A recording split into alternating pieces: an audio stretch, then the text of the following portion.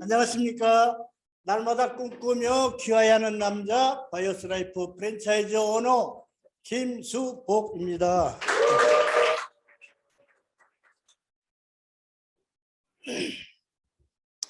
먼저 이렇게 훌륭한 전주 강의장에서 이렇게 훌륭하신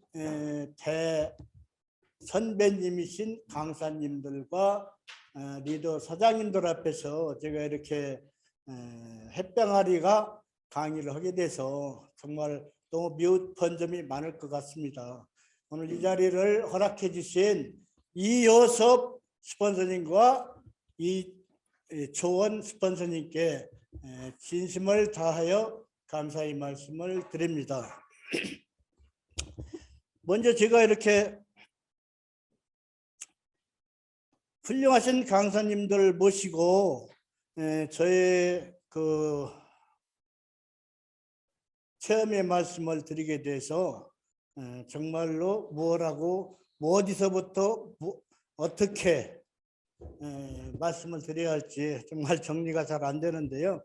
제가 어릴 때부터 저도 지난번에 그 강의를 들었지만은 저도 그 어려운 가정에서 태어나 가지고 정말로 금비를 밥 먹듯이 하면서 이렇게 살았습니다.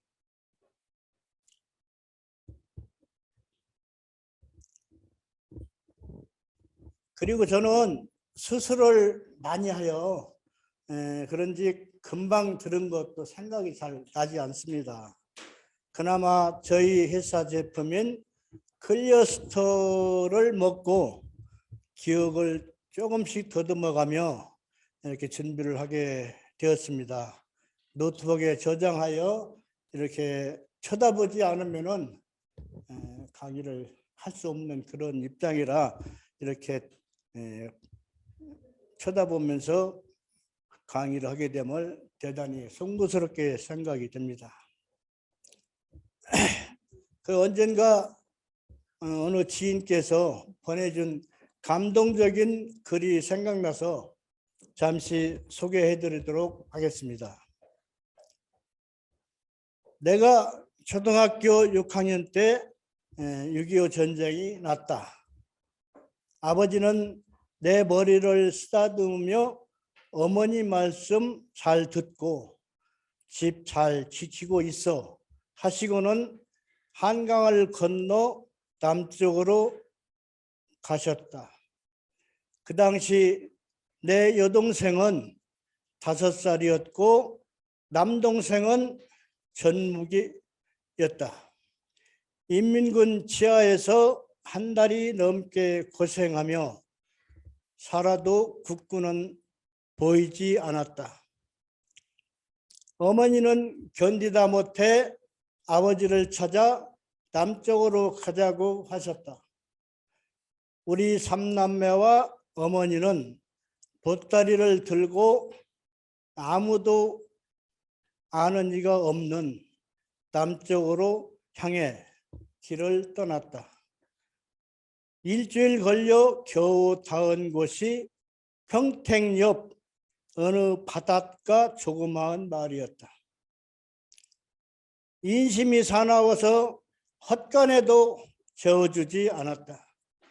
우리는 어느 집 흙담 옆 골목길에 가만히 2장을 주워 펴놓고 잤다.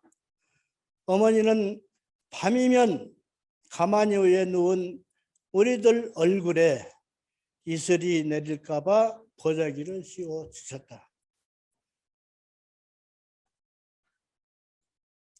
먹을 것이 없었던 우리는 개천에 가서 작은 새우를 잡아 담장에 넝쿨을 뻗은 호박잎을 따서 죽처럼 끓여 먹었다. 3일째 되던 날 담장 안집 여주인이 나와서 호박잎을 다 따 먹어서 호박이 열지 않는다고 다른 데 가서 자라고 호통을 치셨다. 그날 밤 어머니는 우리를 껴안고 슬프게 우시더니 우리 힘으로는 도저히 남쪽으로 더 이상 내려갈 수 없으니 다시 서울로 가서 아버지를 기다리자고 하셨다. 다음 날 새벽 어머니는 우리들이 신주처럼 소중하게 아끼던 재봉틀을 들고 나가서 쌀로 바꿔 오셨다. 쌀자루에 끈을 매어 나에게 지우시고 어머니는 어린 동생들과 보따리를 들고 서울로 다시 돌아가게 되었다.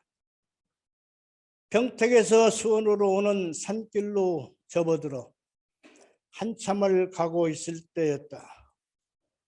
30살쯤 되어 보이는 젊은 청년이 내 옆에 오면서 무겁지? 내가 좀 지게 해줄까? 이렇게 말씀하시고는 제 짐을 들고 지시고 가셔서 나는 너무나도 고마워서 아저씨 감사합니다 라고 쌀자루를 맡겼다. 쌀자루를 짊어진 청년의 발길이 빨라졌다. 뒤에 따라오는 어머니가 보이지 않았으나 애길이라서 그냥 그를 따라갔다. 한참을 가다가 갈라지는 길이 나타났다. 나는 어머니를 놓칠까 봐 아저씨 여기 내려주세요. 어머니를 기다려야 합니다 하였다. 그러나 청년은 내 말을 들은 척도 하지 않고 그냥 따라와 하고는 가버렸다. 나는 갈라지는 길목에서 서서 망설였다. 청년을 따라가면 어머니를 잃을 것 같고 그냥 앉아 있으면 쌀을 잃을 것 같았다. 당황해서 큰 소리로 몇 번이나 아저씨, 아저씨 하고 불렀지만 청년은 뒤도 돌아보지 않았다. 나는 그냥 주저앉아 있었다. 어머니를 돋칠 수는 없었다. 1시간쯤 지났을 즈음에 어머니가 동생들하고 같이 오셨다. 길가에 울고 있는 나를 보시더니 쌀자루는 어디 갔니? 하고 물으셨다. 나는 청년이 줘다 준다더니 쌀자루를 쥐고 저 길로 갔는데 어머니를 놓칠까 봐 그냥 앉아 있었다고 했다. 순간 어머니의 얼굴이 창백하게 변했다. 그리고 한참 있더니 내 머리를 껴안고 내 아들이 영리하고 똑똑해서 애미를 잃지 않았네 하시며 우셨다. 그날 밤 우리는 조금도 걸어가 어느 농가 마루에 자게 되었다. 어머니는 어딘가를 가셔서 새끼손가락만한 삶은 고구마 2개를 얻어 오셔서 내 입에 넣어주시고는 내 아들이 영리하고 똑똑해서 아버지를 볼 낯이 있겠지 하시면서 우셨다. 이 의지에 생명줄 같았던 쌀을 바보같이 다 잃어버리고 누워있는 나를 영리하고 똑똑한 아들이라고 칭찬해 주심에 어린 나이에도 지구몽을 찾고 싶은 마음으로 나중에 어머니로부터 인정받는 영리하고 똑똑한 아이가 되겠다고 다짐하였다. 내가 성장하면서 어느 때는 남들에게 바보처럼 보일 수도 있었겠지만 어머니가 똑똑한 아이로 칭찬해 주셨던 칭찬의 말 한마디가 지금까지 내 삶을 지배하고 있는 정신적 지주였던 것입니다. 이 이야기는 서울대학교 명예교수로 현재 재직 중인 박동규 교수님의 이야기입니다.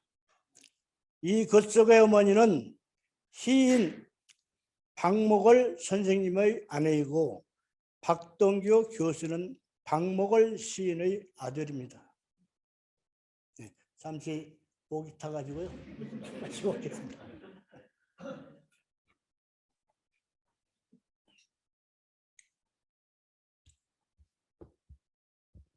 제 말씀을 먼저 해야 되는데 좀 제가 뭐 자료를 찾다 보니까 감동적이어서 이렇게 한번 말씀드렸어요.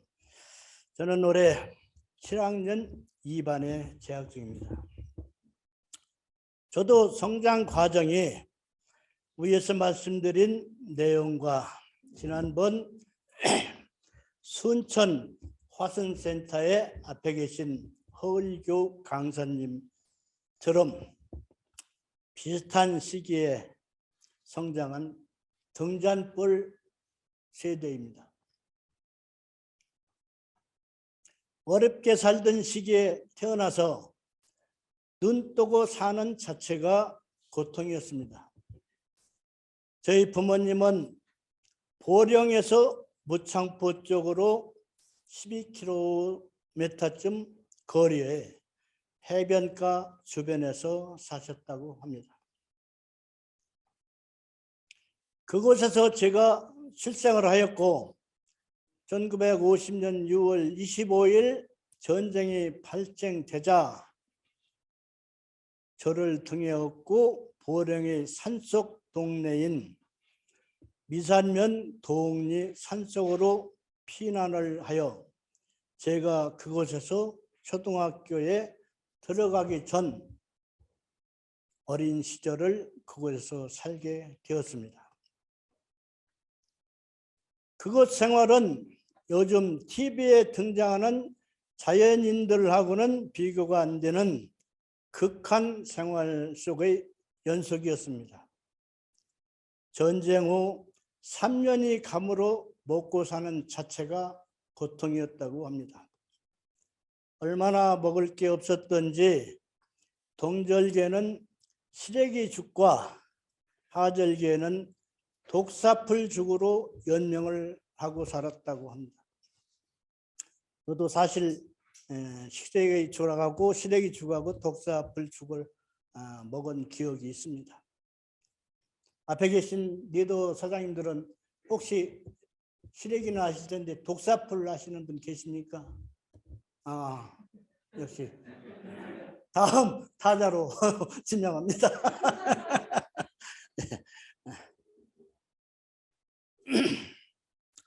이렇게 어렵게 살았기 때문에 질보다 양이 많은 음식을 먹게 되었고 가끔씩 소화를 못 시켜 배가 아파서 힘들 때가 많았습니다.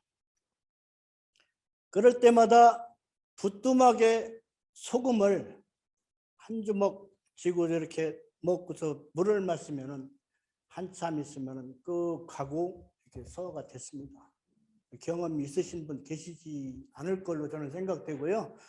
저는 그렇게 해서 소화제를 그걸로 이렇게 소화제 삼아서 먹고 살았습니다.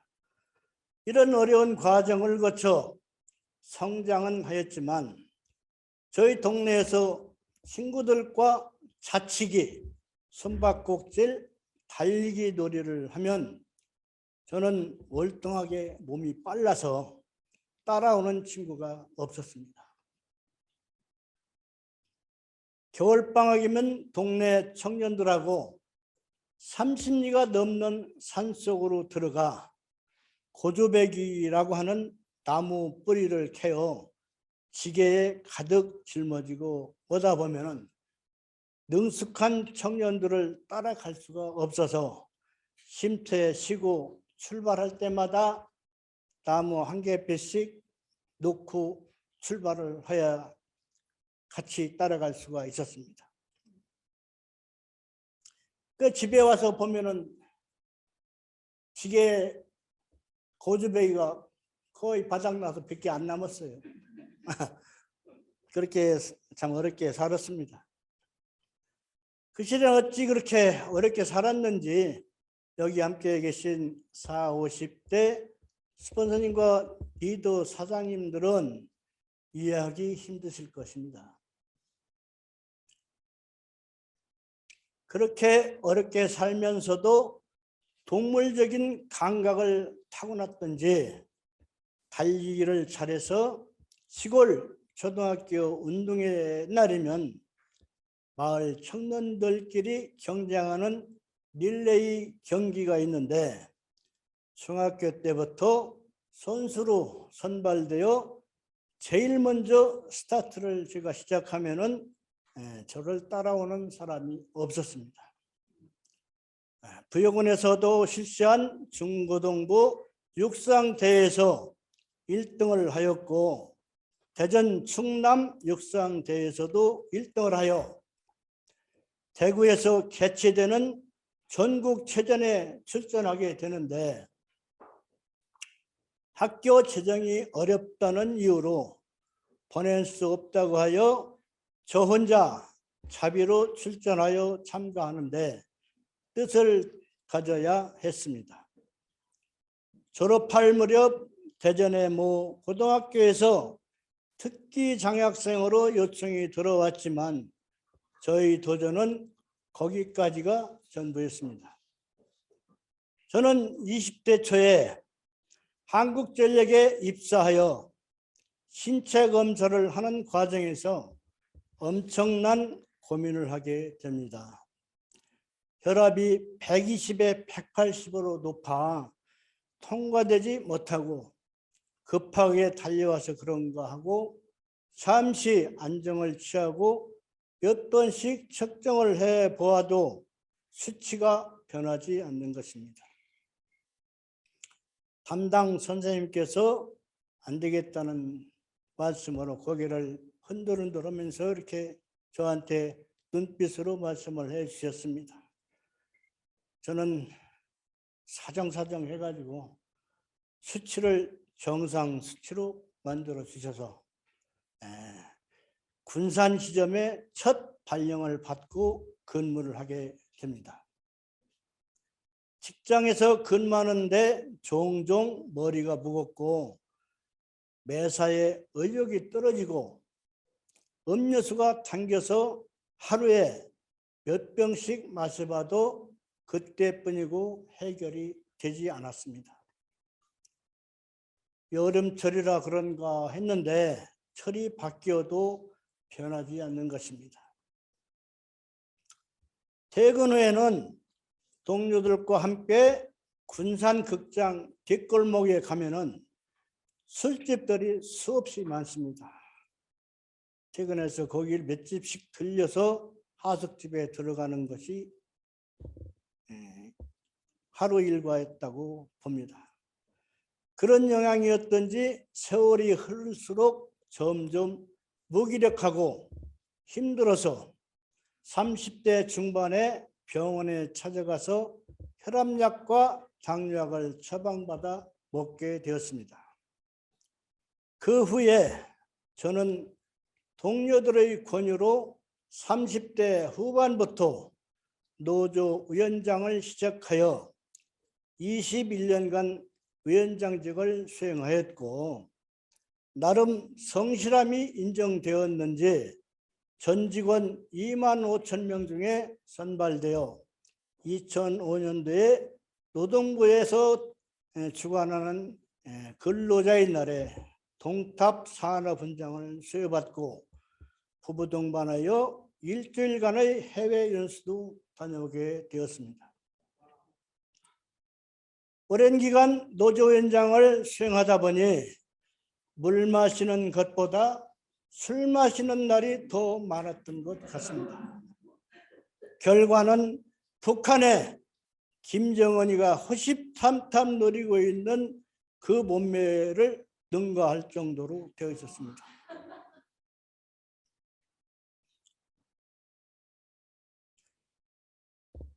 그리고 매년 실시하는 건강검진에서 좋은 결과가 나올 리가 없었습니다. 매년 재검 통보를 받고 저희 회사 부속 병원인 서울에서도 최북단인 도봉구 쌍문동에 위치한 한일병원에까지 가서 검진을 다시 하고 최종적으로 끝을 내고 와야 됩니다. 제가 혈압과 당뇨약을 먹고 10년쯤 지났을 무렵 44살 되던 해에 눈이 많이 내려 교통이 두절되어 걸어서 출근하는데 300m쯤 내려가다가 약간 오르막길에 오르게 되는데 갑자기 가슴에 심한 통증이 생겨 움직일 수가 없었습니다.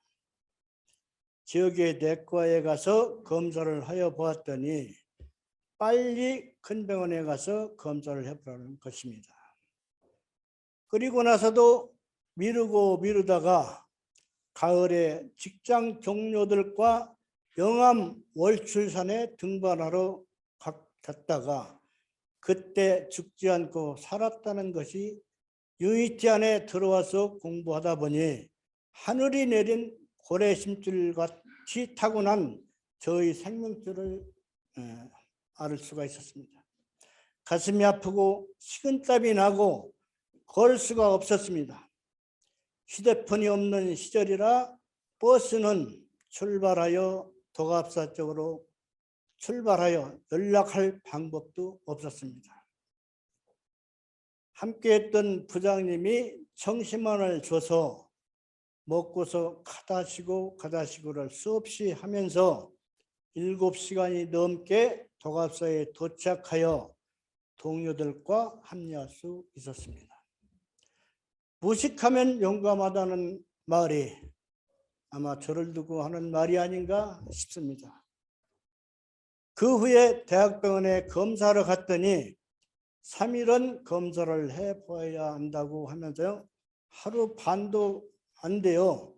관상동맥 우회수를 해야 된다고 의료진 선생님들이 바쁘게 준비하여 수술받고 2, 3개월에 한 번씩 검사를 하고 병원에서 처방해 주는 약을 받아서 열심히 먹었더니 병원 가는 날을 6개월로 늘려줘서 이제는 심혈관 질환으로 크게 걱정을 하지 않아도 되겠구나 했는데 5년쯤 되었을 때 다음에는 정밀검사 해봐야 되니까 입원 수속하고 가라고 합니다. 그렇게 해서 검사를 해보니까 혈관이 막혀서 스텐트 삽입술을 해야 된다고 하면서 시작한 스텐트 삽입 수술을 25년 동안 5번을 했고 뇌출혈이 2번 발생하여 119에 실려 응급실에 입원하는 등 다리 동맥 수술과 양쪽 눈 백내장 수술, 안구 건조증, 눈물에 파편이 나면은 안경을 앞을 가려서 볼 수가 없었습니다.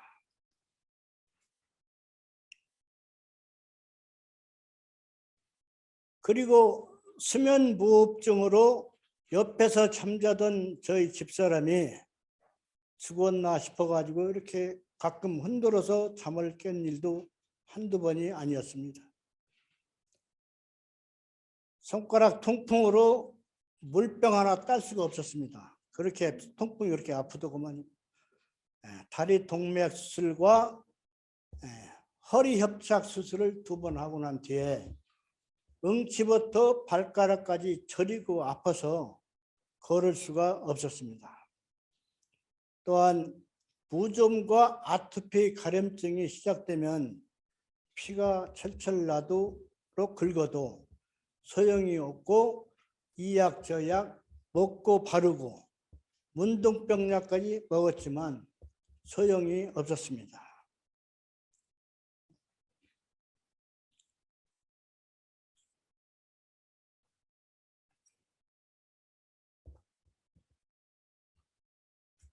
이 모든 질환들이 심혈관약의 부작용으로 점점 약이 원인이었다는 것을 알게 되었지만 어찌할 방법을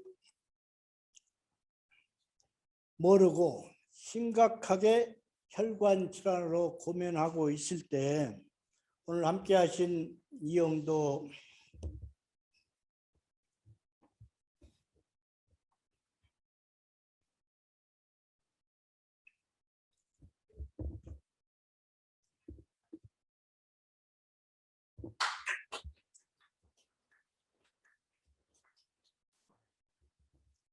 스폰서님으로부터 피 청소하는 제품이 있는데 상담 한번 받아보지 않겠느냐고 말씀을 하시기에 이 나이에 뭘 망설이겠습니까?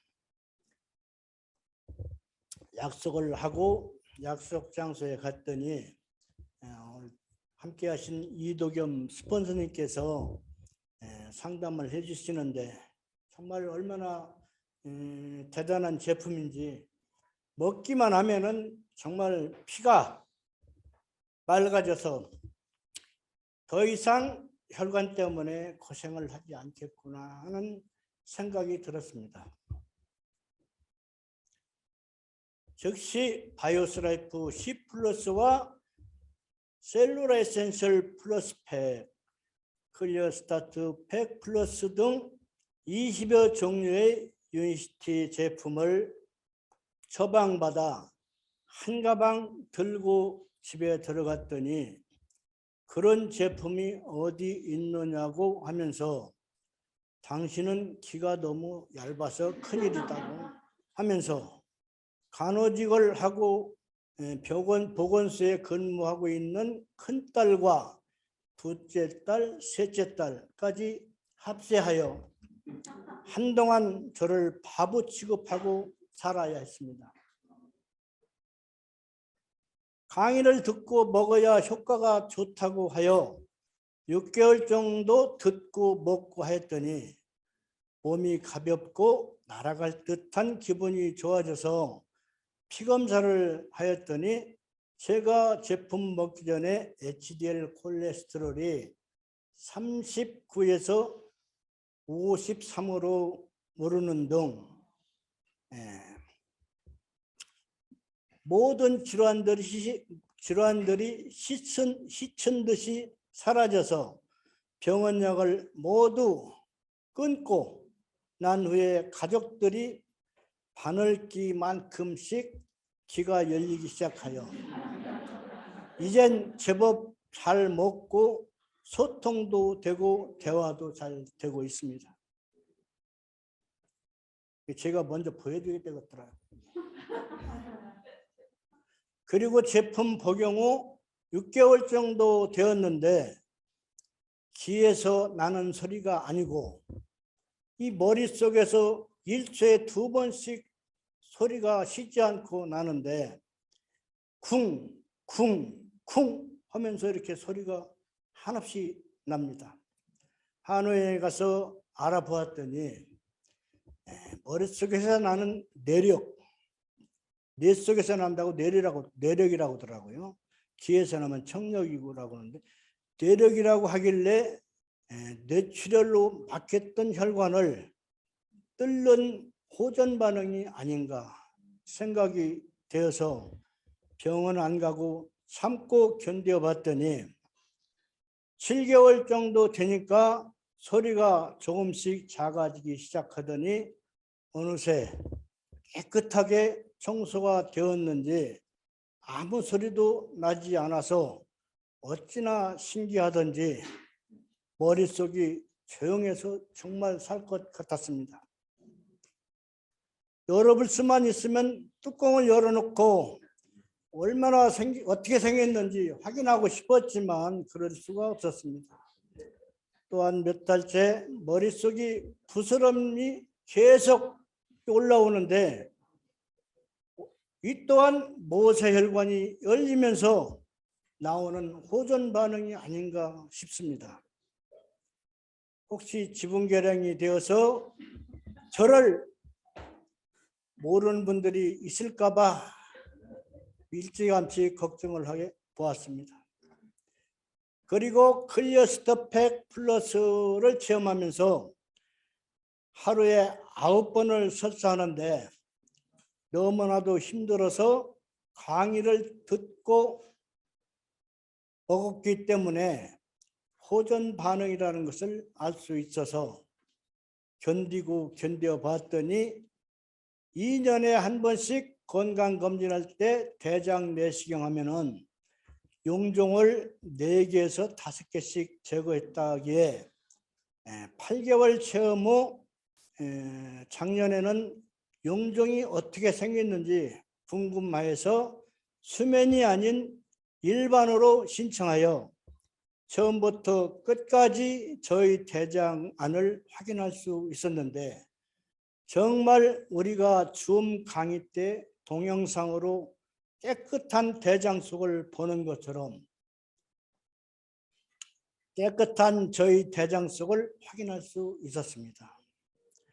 그리고 화장실 가서 볼일 보고 나면 참게 할 만한 기생충알들이 수없이 나오고 장 속에 쌓인 대변이 얼마나 많이 나오는지 변기가 막혀서 뚫은 적이 한두 번이 아니었습니다. 설사를 멈추고 편안하게 볼일을 볼 수 있게 되어 너무나도 편안합니다. 아마도 장 누수에서 벗어나 100조 개가 넘는 미생물이 장 내 환경을 85대 15로 양호하게 유지하고 있는 것 같았습니다. 유니스트를 만나서 저희 몸 전체가 신통방통하게 정상 수치로 변하면서 나를 것 같은 마음이 들어서 평상시에 바라만 보고 살았던 저희 집 뒤에 500고지가 넘는 왕자봉이라는 산이 있는데 집사람과 함께 오르기 시작하여 어느새 정상에 올라서서 나도 놀라고 집사람도 함께 놀랐습니다. 지금까지 저에 대한 스토리를 말씀드렸습니다마는 제가 왜 유니시티를 선택하였는지 간단하게 말씀드리도록 하겠습니다. 제품 설명을 듣고 유니시티를 제품을 받아서 이틀 정도 먹는데 유명한 강사님이 저희 센터에 오셔서 강의를 하신다고 들어보고 제품을 먹어야 효과가 빠르다고 하셔서 그렇게 맘먹고 센터에 들어서는데 깔끔한 옷차림의 젊은 여자분이 안내하시는데 다단계 냄새도 나고 사실은 별로 호감이 가지를 않았습니다. 왜냐하면 비슷한 또래도 아니고 세대차가 폭이 너무 컸기 때문이라고 볼 수도 있겠죠. 이상한 차 한 잔 타주시면서 말씀하시는데 얼마나 친절하시던지 헷갈리기는 했지만은 나쁘지는 않았습니다. 강사님은 남편께서 수원에서 리모델링 사업을 하시는데 함께 도움을 주시다가 남편이 암투병 끝에 치유되는 것을 보고 전업을 하게 되었다는 중년 여성 강사님이신데 강의 내용을 듣고 많은 감동을 받게 되었습니다. 강의가 끝나는 것 보고 밖에 나오는데 다음에 또 오시라는 말씀에 왠지 친숙함을 느끼게 되었고 강의 끝나고 궁금한 게 있어 여쭤보면은 아무리 바쁜 일과에도 하나도 귀찮아하시는 내색 없이 몇 번이고 이해시키시고 스승님 같은 스폰서님 제대로 알지도 못하고 성급하게 세대 차이를 생각하고 다단계를 생각하게 된 제가 자신이 부끄러웠습니다. 이 대목에서 문제 한번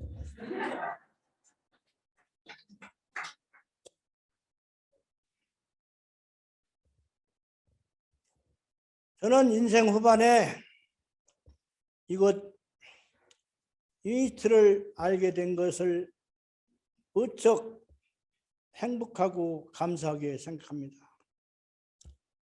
건강 정보와 기술들이 그동안 모르고 살았던 저를 더욱더 성숙하게 업그레이드 시켜 주셔서 그레이스 그룹에 정말 감사하며 행복한 하루하루를 살고 있습니다.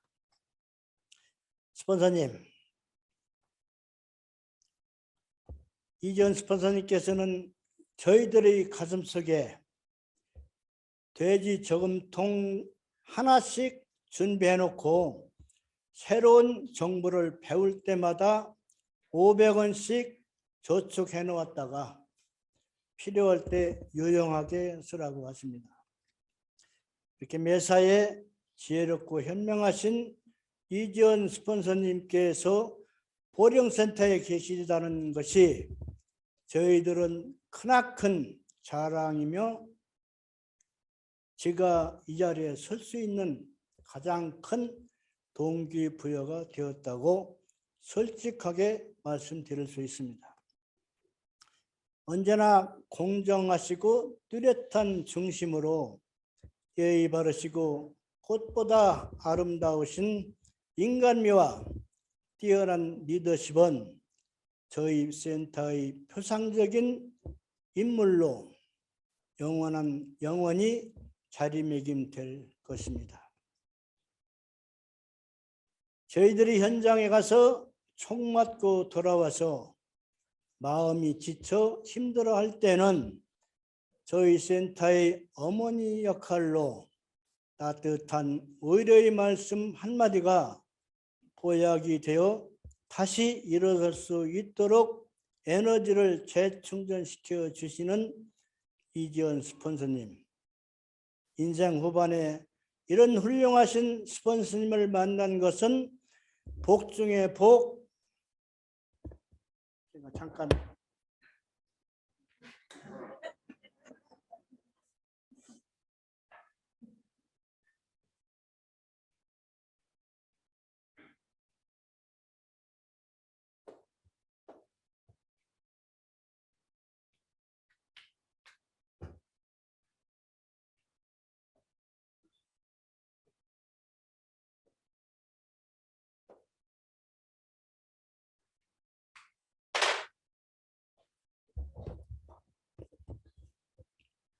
복 중에 복, 수복이라고 생각이 됩니다. 제가 제 이름이거든요. 목숨 숫자 복복자. 그래서 제가 명이 좀 길었던 것 같아요. 죽을 사람 같으면 벌써 정말 하늘나라에 갔을 텐데 정말 고래심줄 같은 명을 타고났기 때문에 제가 오늘 이 자리에 서서 이렇게 앞에 계신 훌륭하신 강사님들 앞에서 이렇게 말씀드릴 수 있는 기회를 얻게 되었습니다.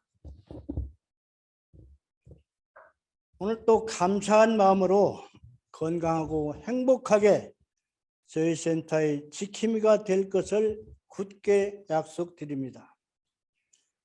이렇게 분위기 좋은 곳에서 100년이 넘는 명품 교육이며 세계적인 명문 허버드 대학교에서 사람을 대상으로 6년 동안 임상을 하였고 어느 기업에서도 모방할 수 없는 특허를 3가지를 가지고 있는 전 세계 최고만 올라가는 의사와 약사 간호사들이 약 처방할 때 보는 PDR에 등재되어 제품을 하나도 아니고 20여 종이 넘게 올라갔다고 하는데 관심을 갖게 되었습니다. 또한 일을 한 만큼 빠짐없이 보상을 해준다는데 사업을 결정하게 된 동기가 됩니다. 천연의 제품으로 약과 같은 효능이 있는 전 세계 유일한 유니티 제품을 만난 것은 복 중에 복, 다시 한번 힘주어 말하면 수복을 받았다고 강력히 말씀드릴 수 있습니다. 저와 같은 질병으로 고생하시는 모든 분들께 이 제품을 전달하는 파수꾼이 되도록 하겠습니다. 길은 잃어도 사람은 잃지 말라고 했습니다. 그레이스 그룹 안에서 모든 스폰서님과 리더 사장님들과의 인연을 소중하게 여기며 세상에서 가장 중요할 때는 바로 지금이라고 합니다.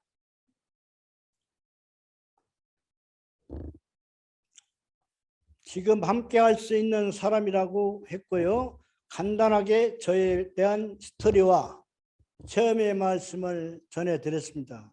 끝까지 들어주셔서 대단히 감사합니다.